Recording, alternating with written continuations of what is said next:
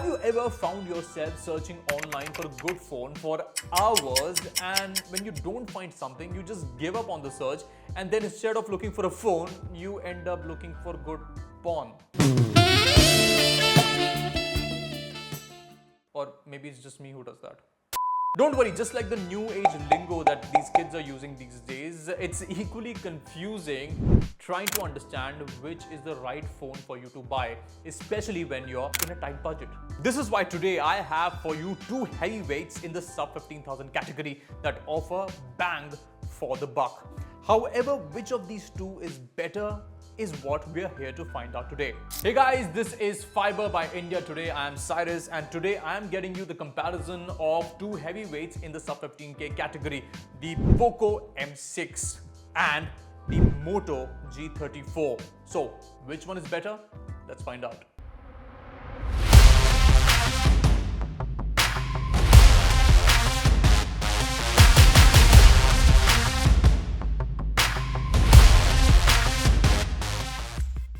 Before we dive into the comparison, let me give you a quick lowdown of the specifications of both these phones. If you keep both these phones side by side, you can see that the Poco M6 commands a bigger real estate.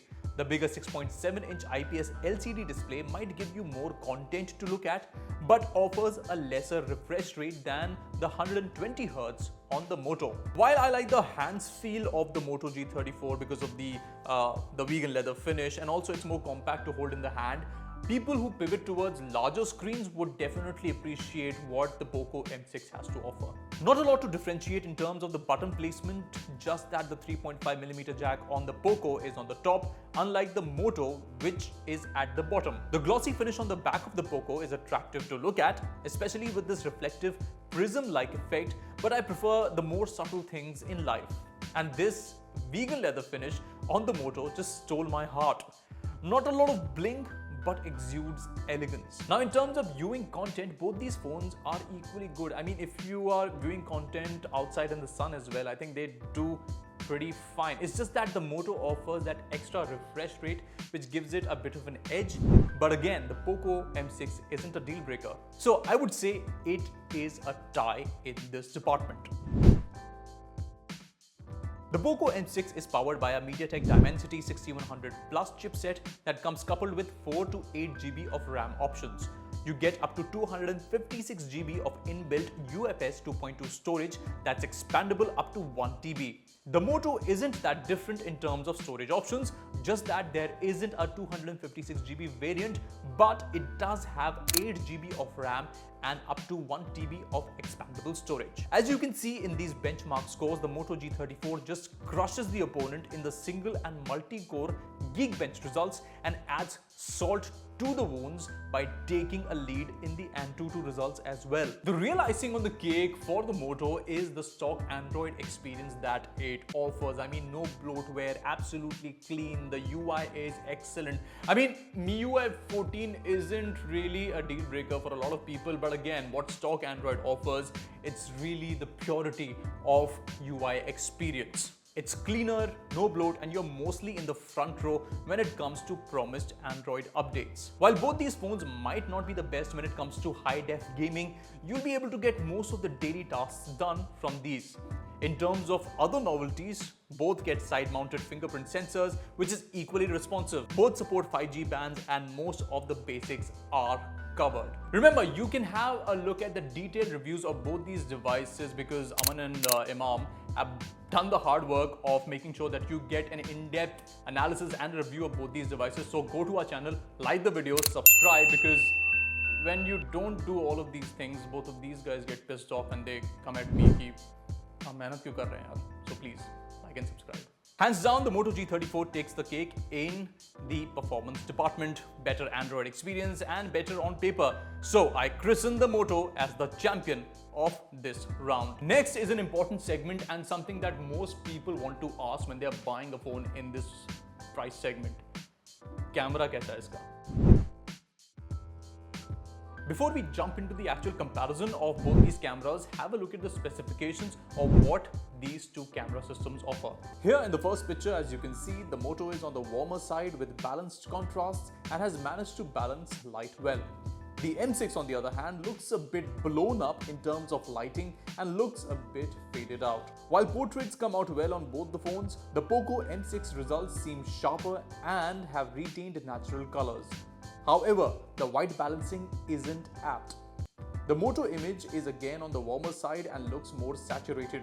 I think it's mostly because of post-processing, but not a deal breaker. The top angle shots of flowers came out well on both phones, but the Moto results seem sharper and better in clarity as it could balance light better. While the Poco M6 has been able to retain the true colors of the flowers, some places just look burnt out, like the white flowers in this picture.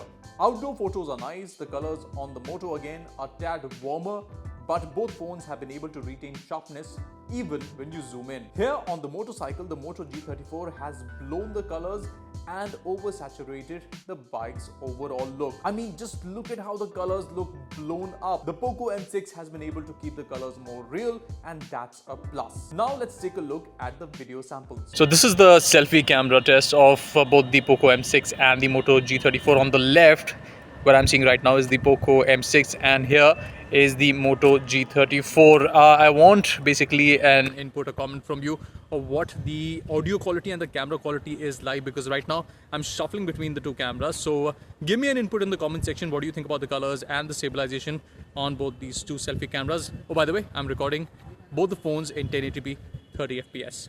Right now I'm giving you the video samples of the Poco M6 and the Moto G34. As you can see, the lighting and the conditions have changed. I'm kind of recording this in a very different lighting setup and a scenario, more sunnier, a beautiful day in the winter. But tell me about the quality. What do you think? I think again Moto shifts to a bit of a warmer side, but Poco has been a bit disappointing for me in the video section when I was sampling. But you tell me, let me know in the comment section what do you think about the video samples from both these phones. Both phones come with 5000 mAh of battery with support for 18-watt fast charging, so there's nothing to separate the two here. Both phones get the charger in the box. However, the Poco one gets a 10-watt charger. It takes almost 3 hours to charge the device from 0 to 100. The Moto, on the other hand, comes with a 20-watt charger in the box, which takes almost 2 hours to charge from 0 to 100. So any day, that is a better deal. Since these aren't powerful phones, both will last you an eternity, and that's something good about both these phones.